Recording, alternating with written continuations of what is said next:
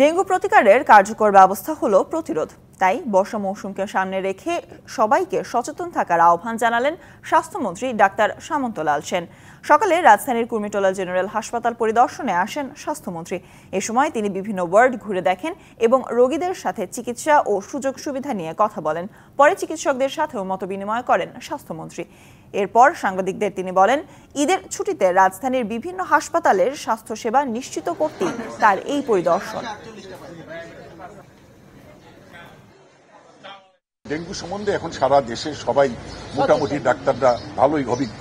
সুতরাং আমরা আগে প্রতিরোধ করি। আমরা প্রত্যেকের বাড়ি বাড়ি আমাদের নিজেদেরও দায়িত্ব যে আমরা নিজেদের বাড়িটা যদি পরিষ্কার করি তাহলে এই ডেঙ্গুর মশার থেকে উপদ্রুত রক্ষা পাবো। সুতরাং এটাই হলো কথা। আর চিকিৎসা আমি যথাসাধ্য আমরা চেষ্টা করবো যেটা মানুষ জন্য বিনা চিকিৎসায় না মারা যায়।